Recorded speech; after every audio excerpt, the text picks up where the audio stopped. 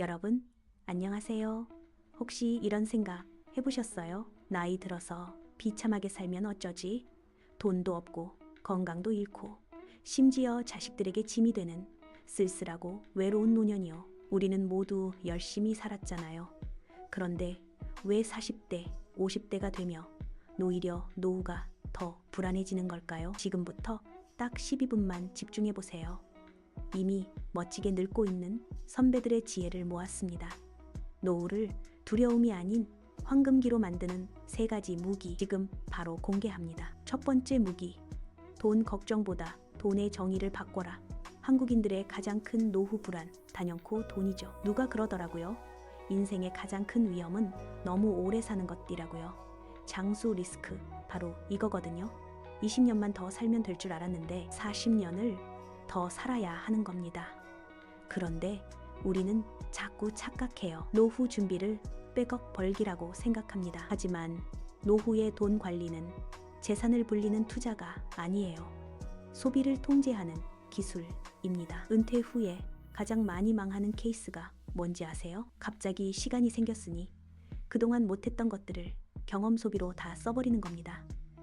비싼 골프 여행, 취미 생활에 명품 장비 투자, 그리고 실패율 90%의 퇴직금 올인 창업까지. 특히 퇴직금으로 치킨집 하는 거요. 진짜 위험합니다. 돈 전문가들이 입을 모아 말해요.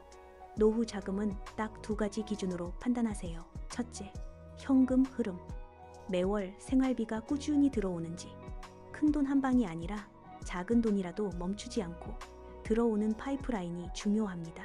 둘째, 정의로운 부채. 노후엔 대출을 무조건 나쁘게 볼 필요는 없어요.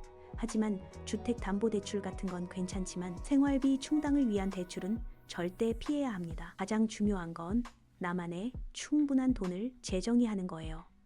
노후는 부자가 되려고 하는 시기가 아닙니다. 가난하지 않게 사는 시기예요.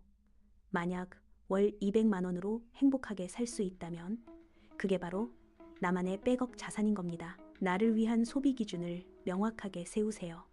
돈은 더 이상 불안의 대상이 아니라 나의 자유시간을 지켜주는 수호자가 되어야 합니다. 두 번째, 무기. 나이를 잊게 만드는 덕질의 힘. 돈 다음으로 우리를 괴롭히는 건 외로움과 무의미함입니다. 퇴직하고 아침 9시에 일어나는 순간 자존감이 무너진다는 분들이 많아요. 나의 존재 가치를 증명할 곳이 없어진 거거든요. 그래서 많은 분이 건강식품이나 등산 같은 활동에만 집착합니다. 물론 건강은 중요하죠. 하지만 우리를 진짜 젊게 만드는 건 젊은 몸이 아니라 젊은 정신입니다. 전문가들은 나이가 들수록 더욱 젊게 사는 가장 좋은 방법으로 끊임없이 배우는 자세를 꼽습니다.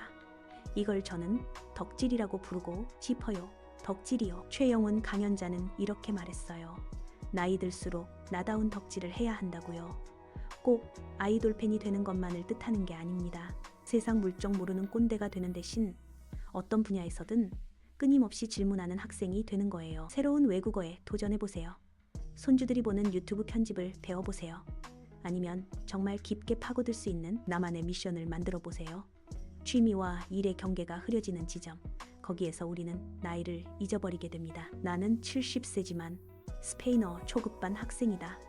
이 정체성이 우리에게 활력과 생기를 줍니다. 중요한 건 나를 필요로 하는 곳을 찾는 거예요. 돈을 버는 일이 아니어도 괜찮아요.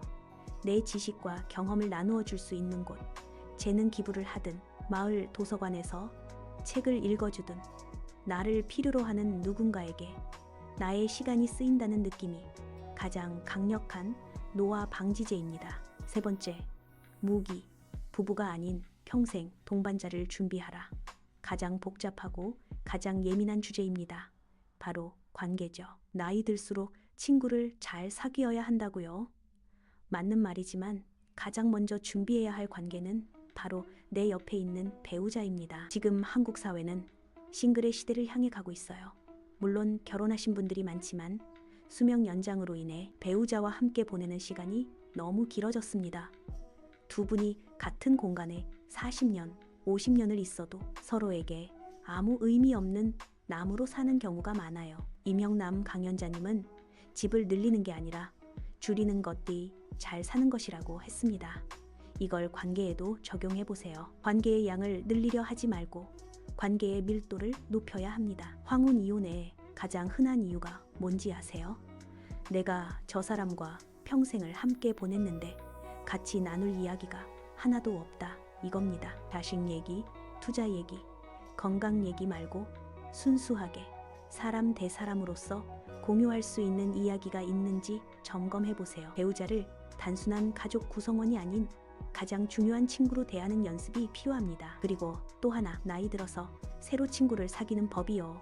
2호선 강연자님의 지혜를 빌리자면 우리는 과거의 친구에게 너무 의존합니다. 학연, 지연, 군대 동기 이런 친구들은 좋지만 나이 들수록 가치관을 공유하는 친구가 필요합니다. 취미 활동이든 봉사 활동이든 함께 무언가를 만들어가는 과정 속에서 새로운 친구를 만들어야 해요. 과거의 추억을 공유하는 친구가 아니라 미래를 함께 만들어갈 수 있는 동반자를 찾으세요. 이 동반자들은 나중에 나를 케어해줄 자식이 되지 못하더라도 적어도 나의 외로움을 덜어주는 든든한 인생의 울타리가 되어줄 겁니다. 결론, 늙는다는 것은 배우는 기술입니다. 어때요? 조금 안심이 되셨나요? 사실 노후 준비라는 게 아주 특별하고 거창한 비법이 있는 건 아닙니다. 결국 인생을 살았던 방식의 연장선이거든요. 다만 나이 들수록 우리의 인생은 양에서 질로 바뀝니다. 적게 벌더라도 적게 소비하며 깊이 있는 관계를 맺고 진정으로 내가 좋아하는 일에 몰두하는 것. 지금 이 순간부터 돈, 활력, 관계 이 세 가지 무기를 다듬는다면 당신은 결코 비참하게 늙지 않을 겁니다. 오히려 가장 멋지고 가장 존경받는 황금기를 맞이하게 될 거예요. 오늘 배운 지혜들이 여러분의 불안을 조금이나마 덜어주고 행복한 내일을 설계하는 데 도움이 되기를 바랍니다. 다음에도 더 유익한 이야기로 찾아뵐게요. 감사합니다.